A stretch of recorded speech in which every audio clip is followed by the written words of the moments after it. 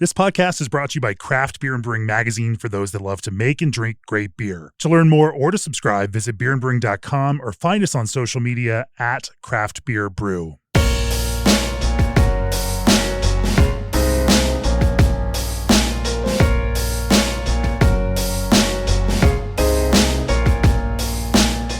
It's the last of our Canadian episodes, or at least the last for now, of this Montreal and Quebec trip here on the podcast. I'm Jamie Bogner. Joining me for this episode is Vincent Ménard from Messorem. Welcome to the podcast, Vincent. Hi, thank you.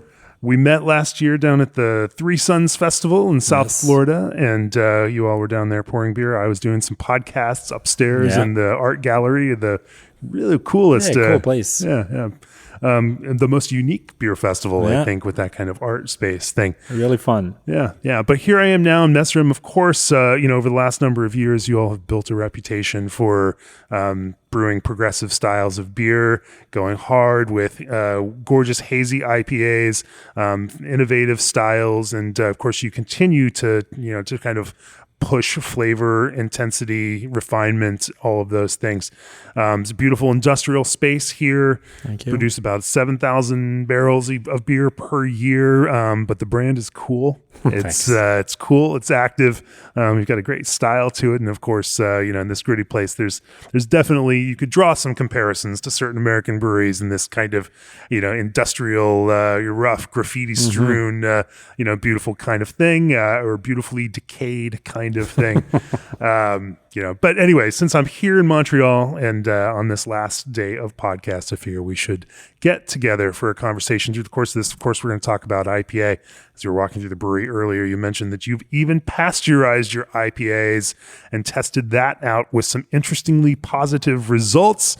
And I love counterintuitive things like that. You also are pushing into or trying to bring sour IPA back a little bit, finding that more acidity, as an alternative to the smoothie sour kind of thing, using that fruit and soft character. It's just kind of a style. You're right. Hudson Valley, as we talked about earlier, is kind of this prime mover there, and they made beautiful beers. One of their beers was one of our beers of the year, one year. And then it seemed like that lost some momentum, but there's some beautiful potential there that you've been trying to keep going and revive. You also, as we were walking through the brewery, have a foeder out there that you've turned, a foeder that was originally from American Solera, that you had some wild beer in and have now cleaned it out and finished it and pitch lined it and are getting into pitch lined lager, a very hot subject amongst a certain cadre of lager brewers. So we'll talk about that also over the course of this episode. But first, if you're looking for a brewery chiller that's worry-free and tough on GWP, then look no further. G&D Chiller's Elite 290 series chiller uses propane as a natural refrigerant with extremely low global warming potential. This natural, highly efficient refrigerant with near zero GWP will help lower your facility's energy costs and impact on the environment. They're committed to a greener, more efficient future. Visit gdchillers.com to learn more. And brewers, what if your yeast could do more than just ferment? With Berkeley yeast, it can. They bioengineer ordinary strains and make them extraordinary, enhancing the flavors you want and eliminating the ones you don't. Now, in addition to competitive pricing, they're offering free overnight shipping on 5+ barrel pitches. Try it out. If you don't love it, they'll happily refund you. So why settle for ordinary when you can brew with better yeast? Visit berkeleyyeast.com to learn more and start brewing with science on your side. Also, a day in the life of a brewer is packed enough as it is, so why not let Old Orchard assist with R&D? Custom blend development is available with their innovative R&D lab. Their bulk division supplies a wide range of beverage segments, making it a one-stop shop for flavoring beer and beyond. More information and free samples are waiting at oldorchard.com/brewer. That's oldorchard.com/brewer. All right, Vincent, give us your story. Give us the Messorem story. Yes. Okay. I started brewing about 20 years ago. In my apartment. My girlfriend at the time, she told me we should start making beer out of nowhere. I'm like, okay, let's do it. We'll try. And then it really picked up on me. I was like, oh, that's fun, and it's good, it was almost as good as what I could find in the brew pubs and stuff. So I started even those early extract batches. Yeah, exactly. It was pretty good from the beginning. So I started learning more and more and get really more into it. And it kind of continued like that for a while. And I would say about almost 10 years ago, we didn't have really like a school program here. And the first one that came up, I was like, oh, this is, I think I'm going to do it. And I went there. It's a short program, about 6 months. And then with the guys here, we were friends for a long time, all my other partners. And we kind of started thinking about opening a project like that, while I was there. All of you guys were involved in music in various ways. Right. Yeah. Me, Sebastian, and Mark, we all used to play in bands before. So we did a lot of shows together. That's how we met, and that's how we became friends. A lot of parties together with all the bands, all the Sure. the scene here. And we were drinking more and more craft beer and trying to find like new taste and stuff. And when we were getting our hands on like American beers that we can't have here, and we were like, wow, this is so good. Beer trading nerds. Exactly. And we were trying to find, always the new one to try and everything. So we were traveling a lot to Vermont. That is not far from here. Right. So after that, we were traveling to New York, Boston, stuff like that, trading beers. And then one day we were at a pub in Burlington, talking to some locals there, and they were like, we're coming to Montreal for a trip. Where can we go to have some good IPAs like that here? We were like, you know what? I don't know where to send you. Nobody were really doing hazy IPAs here, and it kind of gave us the push to start the project actually. So around what year did you guys get started? This was maybe 2015, around that. Yeah. So we came back home and we were like, okay, I'm going to try and make some myself, to see if I can do something good at least. Yeah. Maybe not the best, but at least to see if I'm close enough, And I started reading more and more, listening to podcasts and stuff. And then some of my first brews were actually pretty good. So Mark and Seb were like, oh, you know what, let's do it. And we started building the project, and Mark's father and uncle lent us some money to start the project in the beginning, and it came up like that. Sure. So as you get this started, your initial drive and motivation was to make some of these beer styles, progressive, hazy, saturated, flavorful IPA. And other things that just weren't available. And obviously that's a style that has a time limit on it, right? You need to drink it usually within that first month, or at least first 2 months, and then it's gone. So even trading for those can be a harder thing. All right. I have certainly tasted plenty of oxidized beer from the East Coast shipped out to us in Colorado. And, there is a benefit of having it local and fresh. And so talk to me about how you went about creating, the overall program for Messorem. When we started, it was we started on a 10-barrel system with 5 fermenters of 20. We never wanted to distribute in the beginning. We wanted to have fresh beer on site, so people can really experience the American tap room, Right. Nobody was really doing that here, and we wanted to bring people over here to get fresh beers, So we wanted to have a faster turnaround, and this is a little bit out. I mean, it's it's not right in any downtown. It's definitely a manufacturing area. People have to make a point to come out here and you have to have something that's going to be so good that people are going to want to make the trip down here. Yeah, we were, and we still are really big fans of Other Half. Yeah. And their Brooklyn site was really what we fell in love with, the concept and everything. Sure. And we wanted to bring that like that street vibe to the people, so they can come into like a warehouse and like feel the actual beer making. Right. So we like the spot was a really big part of our like the location was a really big part of our project too. We wanted to find like the good spot for us that really felt like what we were feeling like in Brooklyn or other industrial areas like that, and I think we found like a good spot here. Yeah. No, I definitely see the similarities to that with this old old industrial building turned now into brewery.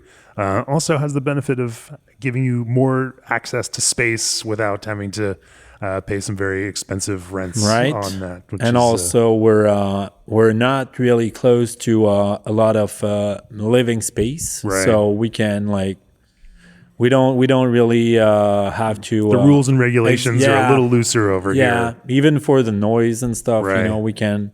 We have DJs outside like all summer long, and we don't have any noise complaint. Sure. Yeah. So as you were thinking about what the beer program is, what was that initial, and what year did you actually open? We opened in August 2019, early August. So the first, what we wanted to do in the beginning was mostly IPAs, It was back in the days when in the States you had like a lot of breweries doing like focusing on a style, like sour breweries, IPA breweries and stuff like that, and we wanted to bring that here to the people from Quebec. So we wanted to focus more on IPAs before, because it's the style we liked the most drinking back then. So we were and we only had 5 tanks. We couldn't do much else, So when we started, I was like, let's fill like half the tanks, so we can have like another extra 10 barrel in the fermenter if we need more beer, And then I was thinking about, when there's a new brewery opening, there's always like a hype. So we let's just fill everything up to 20 barrels and we'll adjust from there. And a good thing we did it, because we sold out of beer in 2 days. So yeah, it was pretty crazy. So we closed. We were not even open on the weekdays, Wow. Only opening on Saturday and Sunday. We were selling out of beer, making more beer during the week, and then like that. So we had no choice but bringing more tanks in to keep up with the demand. And we were able to like open a few more days a week after that. And then pandemic arrived, and was actually pretty good for the breweries in Quebec, because the government declared all the microbreweries essential businesses. So all the like entertainment budget would go through beer, actually. So it was pretty good for all the microbreweries. And so then you got hard into packaging. We 100% selling it out of in cans, selling from the garage door. Then all of a sudden the small canner you had wasn't fast enough. Nothing else was following. We couldn't keep up brewing. The brew house was too small. The canning line was too small. So we did a pretty big upgrade of equipment about 2 years ago to level everything up. And now we're pretty up to speed. We can brew a lot more than before, and a lot more efficient. Now it's a three vessel 20 barrel system. Yeah, we have a 3 vessel 20 barrel system, mash, a lauter, and a boil whirlpool. And the way we build the piping on the brew house, we can bring back the wort of the second batch back to the mash. Yeah. So we can like do 2 batches really quickly. Right. And a little pasteurizer tucked in right under the brew deck there also. there's a lot of process piping to make things moving through this. It's a nice technical setup for what is generally a somewhat small brewery in a big space here. And then it is a sprawling complex, with different avenues and the way the building is made here, it's a lot of like different different rooms, So it didn't really make sense to have hoses everywhere. Right. So we invested in some hard piping to move the liquid everywhere. Sure. Well, let's talk about brewing. Let's talk about that approach to IPA, because that's obviously we'll start there, and we'll see how much. I know there's there's some secrets that you don't want to spill everything on this, but we'll see how much I can get out of you in the process. Right. Before we do that, both classic and contemporary indie hops Lorien was developed with crisp, low gravity beer in mind. A nod to the past with an eye to the future, Lorien seamlessly combines traditional elements of European noble hops with an elegant twang of American modernity. Low alpha and squeaky clean, Lorien provides a refined, smooth bitterness to any lager and delivers enticing flavors and aromas of lemon lime zest, fresh melon, wildflowers, sweet hay, and cinnamon spice. Refreshing the past for a present time, Lorien's classic profile and distinct finish are conducive to celebration and appetite and evoke feelings of a grassy meadow near a cold mountain stream. Summer is near and Lorien awaits. Learn more about Lorien and the rest of Indie's varieties at www.indiehops.com. Indie Hops, life is short. Let's make it flavorful. And Extra Tough has been making rugged and reliable boots for 75 years, built for the harshest conditions. The Legacy Collection styles are oil, acid, and chemical resistant with a non-slip rated outsole. Be prepared for whatever comes your way and shop the latest Extra Tough boots on extratough.com. That's XTRATUF.com. All right, Vincent, let's talk about IPA.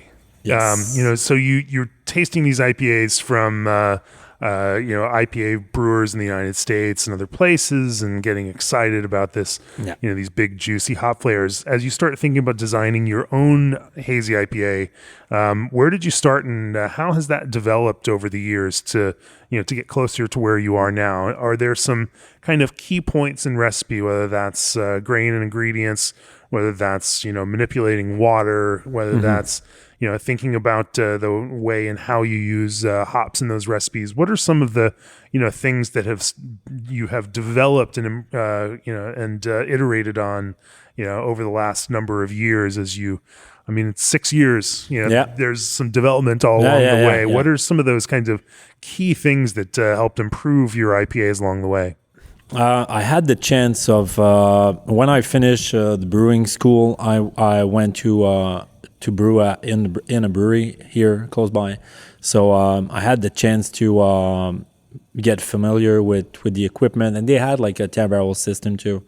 And we were doing some pretty good IPAs over there. So I kind of knew what was working on that setup, and the fact that we had a 10-barrel too. I was really confident that my first beers were going to be good. So we kind of started with that, and then kind of tweaked like a lot during 6 years. We still do, actually. So the beers we were making back then are not at all the same as today. Sure. Well, as you think about building a recipe today, and obviously you make lots of different kinds, like as you say, you're constantly changing things. There's always testing new ingredients. There's always trying new things. When you're writing a new recipe, in the hazy IPA space, where do you start? Do you, is there a preference here for single or double IPA? Does that change how, you go about creating things based on what people want? And then, from there, how do you construct a recipe? Depending on the series we want to start, we talk. Series. Yeah, if we want to build, like we just started the brand new series right now of like single IPA around 7% that we can really push the hop saturation level in them. So even it's not lower ABV, but not a double IPA, exactly, but still with that kind of saturation. So that's something we understood after a while. Like the bigger the beer, the more hops you can put, the bigger everything is going to be, so trying to find that like hop saturation for different ABV in beers it's still a challenge for us. We still work on that, but it's when we start to build the new recipes, we think about ABV, what the drinkers are going to be. Is it summertime? Is it wintertime? Because we have a lot of snow here, so people in summertime want to drink higher ABV beers. Really? Yeah, you want to get in the summertime. No, in wintertime. Wintertime, Sorry. okay. Yeah. Okay. So that makes more sense. Yeah. So summertime we plus brew. Quebec here has this history of again from the Unibrew and that kind of early days. There's this strong carryover beers. of these Belgian strong beers, and exactly. So that's what craft beer is. Even though it's not like super bitter, it's not the IBU wars. It's definitely the ABV wars. No, exactly, and we build recipes depending on the season, and depending on if it's gonna be distributed or only here in the tap room. Because people here in the tap room don't want to get like smashed with like 10% beers, They want to drink more. They have a good time on the patio, so they were going to drink lower ABV beers. So, we started experimenting with different series like that. Always try to push more and more hops into the IPA. So. We look at ways to do it. Yeah, it's always a challenge. What are some of the? I mean, now obviously, if I think about a single 7% IPA and getting that kind of hop saturation and intensity, there's two things or there's a few things. Now you want the flavor and aroma, but you don't want a huge amount of bitterness. No. So that's going to be dry hop, and that's going to be whirlpool additions. That also could mean advanced, hop products that are not going to have as much of that green or polyphenol character, or the kind of And so there's that piece of it. Then there's also but then you still want to find some balance in there, and so think how do you start like tweaking that that saturation level. There's also just a theoretical point in which it's harder to get more into the liquid. We always try to push more and more. One of the ways we found that really works is to have a higher finishing gravity in our beers. Some like our beers are finishing higher than the majority of people, so we can push even more hops in them. But they don't necessarily taste like they're just cloying and sweet. Exactly. That is a function of having that much more hop saturation in it.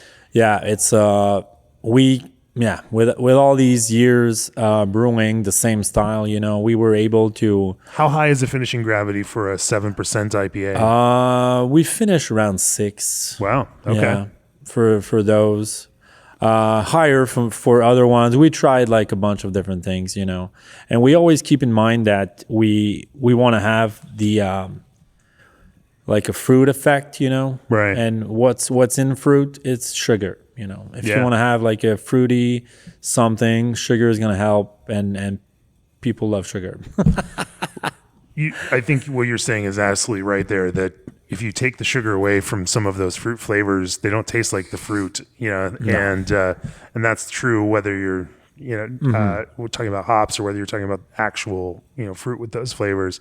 And so it can help amplify that. But then of course you don't want it to come across as cloying and too sweet, because then, so how do you kind of, balance that sweetness? And then the other question, does that 6 Plato finishing, does that change for bigger beers? Does it go up? Does it go down? I know that it's curious to me in previous conversations. I've had brewers actually bring it down as it gets bigger. It depends on which one we're doing and depending on the series, but we have some that finish higher and some lower. Yeah. Same thing for lower ABV. I try to finish higher. Right. to bring more hops into the beers, have more body too.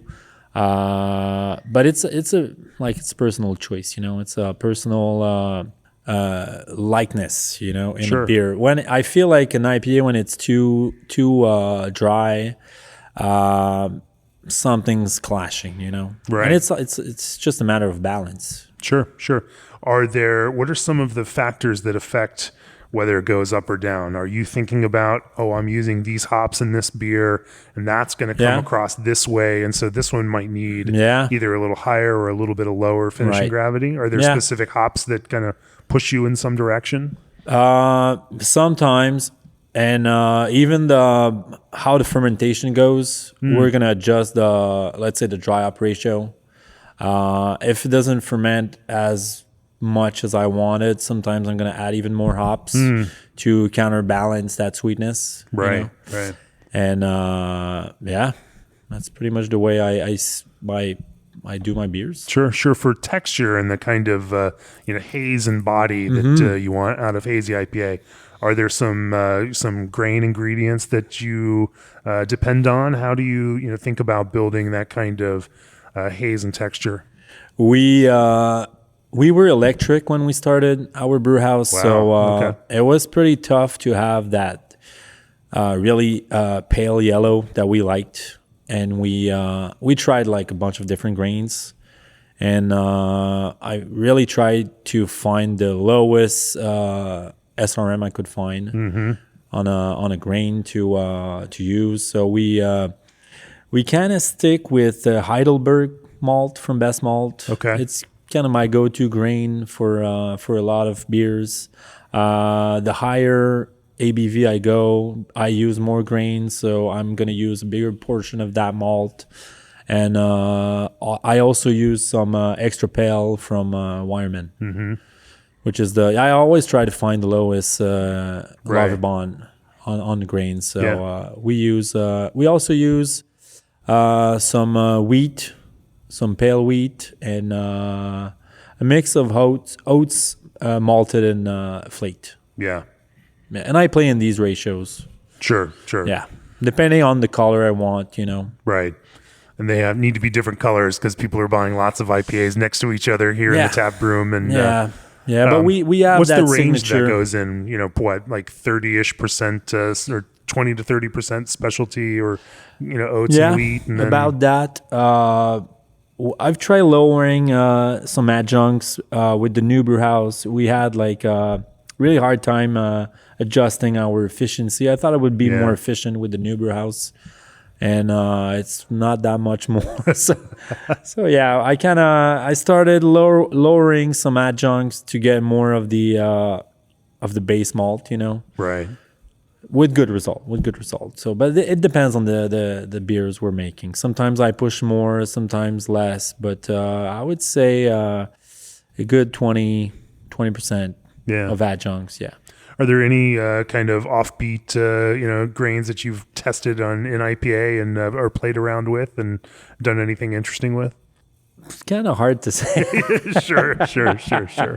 Well, let's talk about fermentation. Is this, down the kind of London Ale 3 fermentation that is very common these days? Mm-hmm. Yeah. Anything to the way that you go about that? I assume that all of your hop additions are happening in the whirlpool and then in dry hop, and so we actually we dry up more than we put in the whirlpool. Yeah. Like, we don't whirlpool a lot. I would say, even though you have your own whirlpool vessel there. It's a boil. A boil kettle whirlpool combination. Okay. Yeah. But no, we don't. I've tried like a bunch of things. I've read the Scott Janish book. With like a few different things to try, and we've tried lowering the whirlpool like super low at flame out, and we're I don't know. I didn't see much of a big difference. So for us now, we're almost at flame out, I would say. Small addition, so we get some bitterness also, which helps balance the sweetness. Right. And then we do like crazy big dry hops. Like, crazy big dry hops. So talk to me then about that dry hop process. Are you, are you waiting until fermentation is complete? Do you hit it at a certain, Plato point? Talk to me about that. no, we like with the schedule here, we brew like every day, almost double batch every day. So we brew a lot. So it was kind of hard to try and find the perfect spot, waiting for the perfect gravity. Right. So we don't do that. We just wait till it's finished. We do a soft crash. We grab the yeast, and then we do a big dry up there. Just one addition now. We used to do a double dry up before. We've tried like a bunch of different things, like mid fermentation, right, with fucking beer going everywhere. So now biotransformation isn't doing it for you, is it? No, we don't really do it anymore. Yeah. Sometimes with some flowables, sometimes. Okay. It's you don't have that same nucleation in the beer, so it's kind of easy to get that incorporated. But usually just one big dry up addition at the end of fermentation. Yeah. How much do this new generation of products, whether those are say hot side or whirlpool flowables or even cold side, dry hop, kind of flowables. How much has that started working its way into your program? We use more and more, actually. Yeah. It's I feel like it brings a new layer that you don't have just with pellets, or just T90, I would say. Yeah. It brings another level of taste, another level of aroma. It brings something else to the beer and makes it more exciting, and you want to push more and more to try all these products to different places in your fermentation, But we use more and more of these products. We're lucky enough to be part of the Forward program from Yakima Chief. Right. So we get to try some new products before they're commercialized. So we just tried their new product. I don't know if I can say it. No, actually, we released the beer. It's like a new floor bowl that's supposed to be like twice as powerful as Hyper Boost. Sure. 803. Okay. And we had a really, really good result with that beer. So it's something that I can't wait to try more. How do you then layer? Obviously, flowables are great, especially when intensity is your goal. But you also want like some of that familiar, the full range of hop character is important, so that it's not just, say, some of these, fruity or terpene notes. We did a lot of tests, so we kind of know, and I would say we don't really mind when it's too much. So when it's too much, we back down. Too much is just enough. So if it's too much, really, we're gonna back down a little bit. But we try 2 different fermentation time, and we tried in the bright. We tried at dry up time during fermentation with all these good results. So I don't have just one particular technique for these products. But you still also add in T90s or majority cryo pellets. Majority of the dry up is T90s.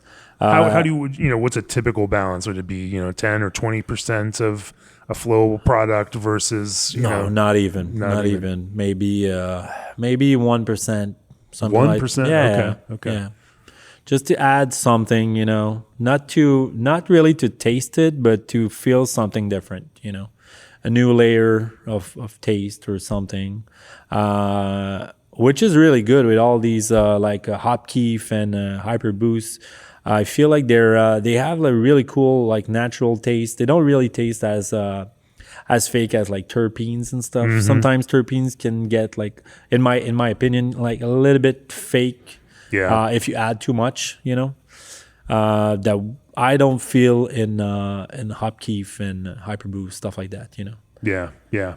Well, next up, I want to kind of pivot and start talking about sour IPA for a little bit, because obviously that's something that you're interested in. It's just not something we talk about very much here on the podcast, and I think that once again, it also seems to fit within this idea of acidity in fruit. And if you've got so much of this fruit character in, these beers through those hops, some of that acidity also works well. It's expected. It's typical. We're familiar with that as we taste these things. And so I want to talk to you about that. But first, are you ready to explore the new frontier of freshness? CryoFresh from Yakima Chief Hops combines the innovation of cryo hops with the frozen fresh hop concept of YCH Trials 301 and 302, capturing the aromatic vibrancy of fresh hop harvest in an easy-to-use pellet form. Harness the magic of hop harvest anywhere, anytime. Available through pre-order. Lock in the fresh-picked flavors of CryoFresh from Yakima Chief Hops. Visit yakimachief.com for more information.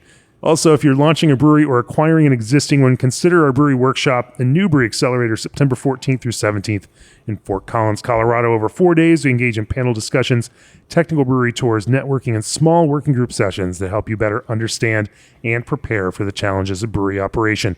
Tickets are on sale now. Visit breweryworkshop.com for more information and to secure your spot. So let's talk about sour IPA. As you think about, having some, as a beer trader in the late 20-teens, going down to, Hudson Valley or trading for some of those beers, you've revisited that and have a soft spot for it. There's almost like, it's weird that nostalgia is hitting us this soon. Like we're only 10 or 10 years past that. And yet like there are some of those things. It's almost like, I've been on such a Saison kick because it's like, gosh, why did we, Anyway, here we are, nostalgic for it. The other nostalgia, when Lawson's decided to release 22-ounce bombers with gold foil on top of Sip of Sunshine or Double Sunshine, whatever. It would it just comes out. Oh, I remember those bombers from 2013, 2014. Like I was so excited to get back there again and get this gold foil topped bomber.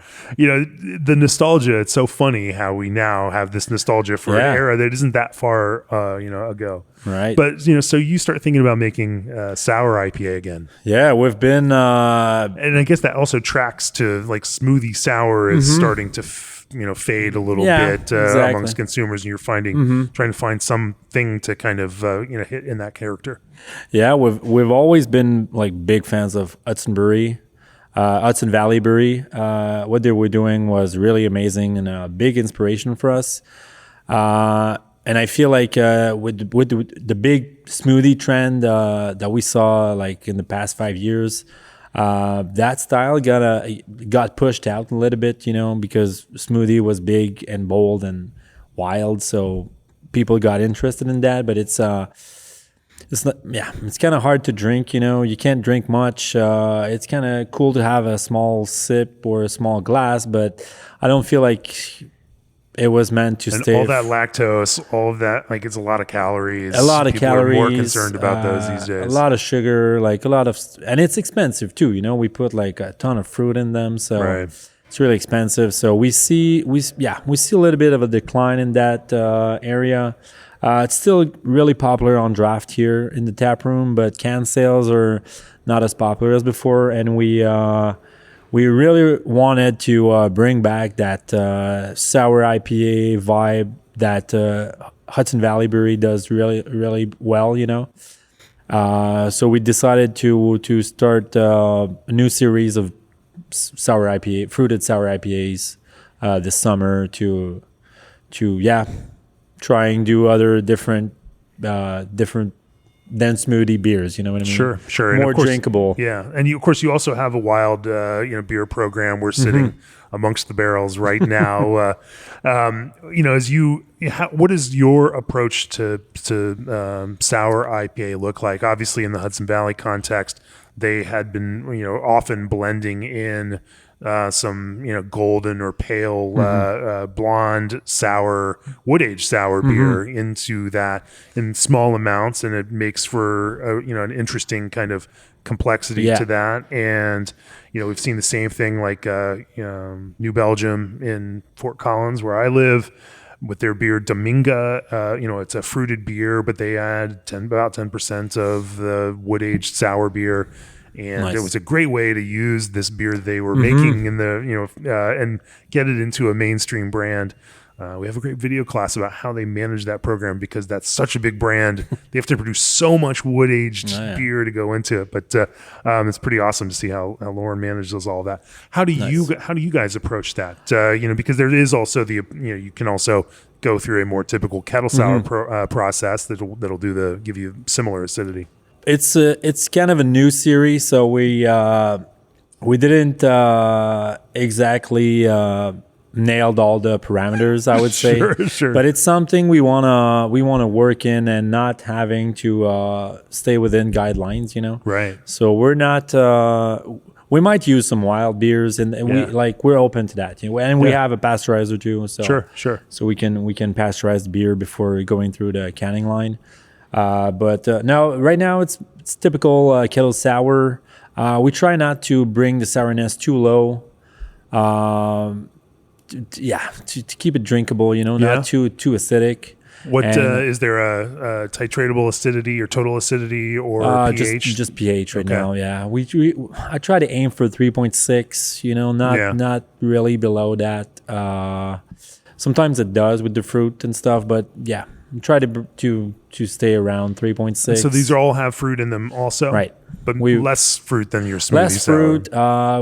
No, not that texture of like puree and stuff. Mm-hmm. And the challenge we have right now is to get that hop character in that beer. So we're still working on that. But we've used some flowables to get some nice aromatic. We try to find some hops that are complementary to the fruits we use, right? And trying to make it pop and bring another layer of like, is it hops? Is it the fruit? Or how do you think about that? How do you think about blending certain hops with certain fruits? Like I said, we've been using so much hops the past years. We kind of know some main characters of majority of hops we use. So. We know okay, this is going to go well with this fruit or this. And the challenge is really trying to make it pop the hops without being too bitter, because I feel like when it's too bitter and sour in the same time, it's not working for me. That is a opinion shared by a number of lambic brewers as well, and Belgian brewers in general. I remember Rudy Chikira from Rodenbach, their old former brewmaster, famously talked a lot about that. Sour and bitter do not work together. Yeah, so we don't hop much as much as our typical IPAs. We use some hops in the boil, but lower whirlpool as well, trying to get more of the fruit from the hops and not the bitterness. Smaller dry hop. We've played with flowables into that also to try and make more aromatic pop, without the bitterness. So we're still working on it. All right. Well, let's talk about pasteurizing IPA. That is something you. As we were touring through the brewery before the podcast, you mentioned that you had some counterintuitive results from doing that. That you thought that, of course, why would anyone want to pasteurize IPA? But you did a split a batch, and that had under attenuated, and then ran half through the pasteurizer and half without, and then did some blind tasting with the entire team to try to get a sensory basis for how that works. And so tell us about that project. Yeah, so we had that beer that we had to dump. It was not attenuated at all. We still dry up the beer because we thought we were gonna be able to get some hop creep maybe, but it didn't work. So we had to dump. Sure. Yeah, we had to dump a finished beer. So we just got the pasteurizer, and I was like, you know what? It's the best time to make a test right now because we're gonna dump that beer. So let's do it. And like you said, I had 2 samples, one pasteurized, one straight from the fermenter, and Actually, the guys thought the opposite. You know, the pasteurized beer thought it was not pasteurized, and the other one thought it was the pasteurized one. So I was like, okay. And even us, we couldn't even tell the difference. You know, and it gave us some really good options with it happened like we. So you couldn't even tell the difference. So say in a triangle test, exactly, where you're picking the odd sample out, it even became hard to couldn't consistently statistically differentiate one from the other. And we didn't have any O2 pickup during the transfer and everything, so it was pretty good. I don't say we do that to all the beers, you know. Right. We don't pasteurize all the IPAs. Is there a pasteurization kind of when you are doing that for whatever reason, is there, because there's different ways, obviously, to pasteurize. You can pasteurize fast and hot. You can pasteurize low and slow. You can get to the same number of PU because it's a function of heat and time. Is there a way that you structure that just for if you're going to pasteurize an IPA? It's not that warm and pretty fast, I would say. Not that warm and pretty fast. Yeah. Okay. So. Yeah. I don't think it would be like we didn't do tests actually on that one to see if something was still alive, but we had a pretty good result overall, and we were able to save like a couple batches of beer like that with the pasteurization. We had sometimes like it happens that we get like a beer that's too attenuated, one that's not enough, and we have to blend sometimes to save the beers or making something else, and when we do, we pasteurize. Just so that you don't end up with more fermentation happening after that. Exactly. We don't like that. We know we won't have any problems. Sure. Are there any, some like flavor benefits from pasteurization? I know that as I've talked to Brett Coleman Baker from Urban Artifact, he talks about, cooking fruit for that same kind of pasteurizing fruit, but using that there are certain fruits where they really benefit from having that kind of heat and pasteurization that, because again, we were talking about our flavor psychology, like we associate certain fruits with the cooked version of them and not the raw version of them. Right.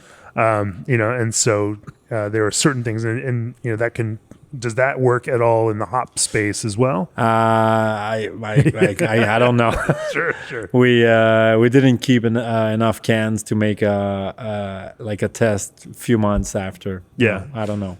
So I couldn't tell. Are there any other conditions in which obviously if if anything goes through a lab test and shows up with something that might spoil it down the road, you can pasteurize and help that? Are there other conditions under which you do? We happened to use it on a beer that got crashed by mistake right at the beginning of fermentation. So we were able to warm it up and then save the beer like that, And also with it's mostly for smoothies that we got this one. Right. We pasteurize our sour base, and then we use aseptic purees in the mix, And we also did it. We do it for our everything that we use with diastatic yeast. We're gonna pasteurize. Right. We don't want anything in the canning line, and we even did a blend last year with some wild cider, like a beer, like a lager mixed with wild cider that we pasteurized and then we canned. So, yeah, it's a really good tool to have. Do you use it, as process with some of your barrel-aged beers that get adjuncts, or? We think about it sometimes, but we didn't do it yet. Not yet. Well, let's talk about lager and the new program that you all are working on right now with pitch lined lager. Yep. a subject that I know I've had conversations with a few brewers about. I know that Brienne from Sacred and Profane has been doing a lot of research and work on that. Here in Canada, Luke at Godspeed right. has his barrel from Pilsner Urquell that they made over there and shipped over here and has it up to speed. And so so tell me about your approach to pitch lined lager vessel. Yeah, so we have 3 foeders here. We have a lot of like wild beer production. We had like a lot of wild beer production, and we kind of see a decline in sales like everywhere. Yeah. So we have too much beer right now. So we decided, and this foeder was kind of. It took time to get good, and we kind of had that beer sit in there for a long time that we couldn't really do much with it. So we decided to take one of our foeders and try and save it to make some foeder lagers. And then when we saw Luke, and we saw that he had some foeders from Pilsner Urquell, I was like, oh, that could be a really good idea to save one of our foeders. And we have a barrel broker not too far from here, good friends of us, Tonnellerie Moreau. He does some really interesting stuff, and he came up with a pitch recipe to redo the pitch lining in Luke's foeders, And he did some tests in barrels before for another local brewery with really good results. So we called him and we talked to him about the project, if he was interested in trying to save our foeder and make it like a clean foeder for lagers. And he was like, oh, hell yeah. So we did, we kind of talked about all the logistics and everything. He had to remove all the manhole, like a bunch of stuff from the foeder. So he did like a lot of preparation, and we did a really good, nice event here a few weeks ago that we invited some breweries, local breweries in Montreal to join and see what we were doing. So it was a really cool live demonstration. It was pitch lining a foeder. Yeah, it was a pretty cool event. People really love to see the process and everything. So yeah, it's not on yet. Right. We're still doing some finishing, tweaking on the foeder. We need to bringing some glycol also, and then I expect to transfer the first beer in it in about a month. Sure. So yeah. It's a new and exciting project that we can't wait to work on. So lager is a thing even for this hipster hazy IPA brewery here. But yeah, we started a lager program here 4 years ago, actually. So we did dedicated one fermenter for lagers when we started, and it was really expensive to make because we wanted to do it the right way. So we were lagering for like 3 months and stuff like that. So the turnaround in the tank, we used that tank like 4 times a year, 3 times a year. It was crazy. We couldn't recuperate the yeast, so it was really expensive to make. So we decided to invest in that program, and we brought in 4 lagering tanks. So that way we can brew and transfer and releasing a beer that's been lagering for almost 8 weeks every 2 weeks that way. So it's pretty cool. It's a pretty cool setup now. Once that it's running, And it gets to make more it work, more, it has to have some scale to it. It has to have scale. Yeah. And it's more and more popular. Right. And some less expensive tanks for beer to sit in rather than exactly. the Now same unit tanks. we can like crop the yeast and repitch for another lager. We have 2 40 barrel fermenters that we brew lagers in them right now because 20 barrel it's not even enough. Sure. So yeah, it's getting more and more popular, and it's a cool way that we wanted to bring in some new lagers, new techniques, and exciting stuff for the clients. Sure. Yeah. Well, as we finish up here, we typically will go look at finish up with a big picture kind of question. For you all, cool is central to the brand for Messorem. Having a vibrant location here, having a beautiful designs, all the things that you put out, cans, merchandise, the space itself, having a contemporary artful edge to it, is a big piece of it. All of you guys are involved in music. But you also, time continues on, everyone gets older, things start like, how do you, what do you think the next couple of chapters of Messorem are going to look like? What keeps you excited about this creative project, and keeps kind of, giving you the creative spur to keep going and doing new things? We do a lot of festivals, so it's always exciting to meet new people, to go to new places.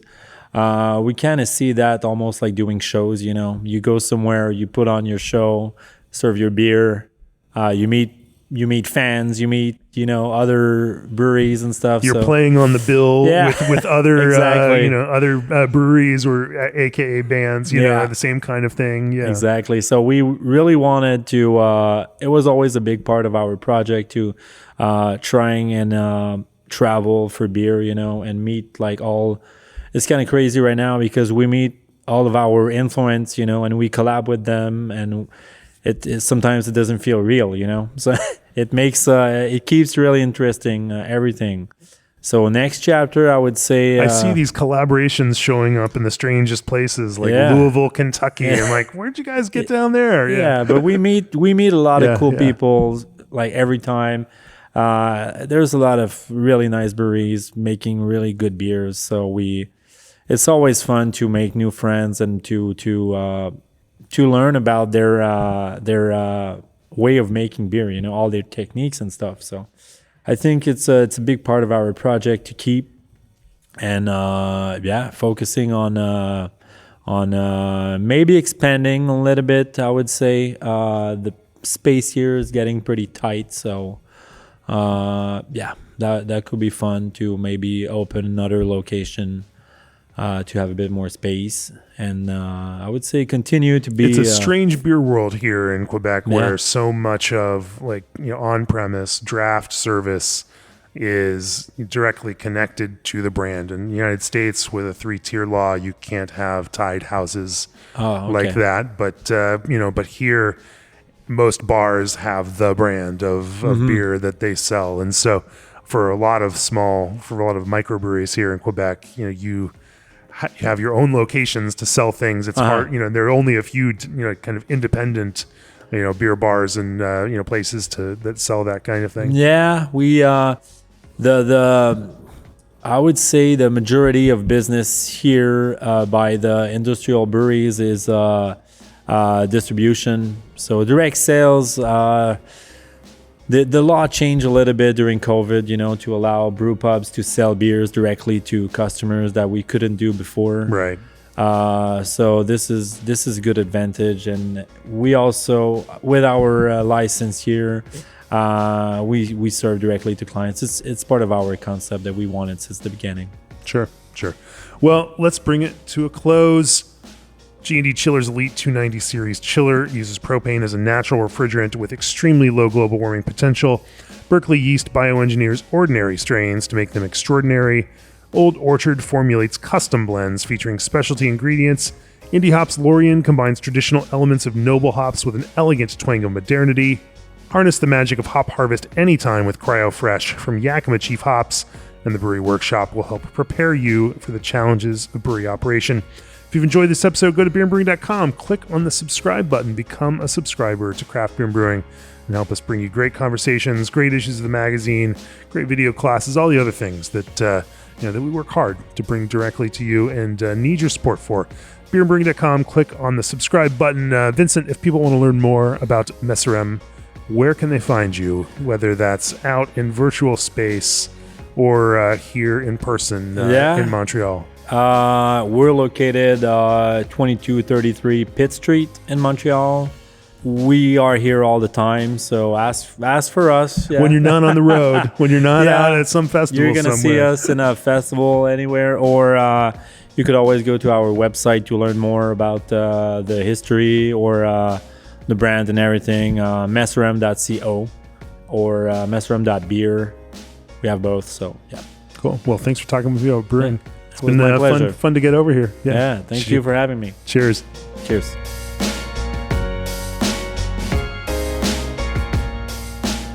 This podcast has been brought to you by Craft Beer and Brewing Magazine for those who love to make and drink great beer.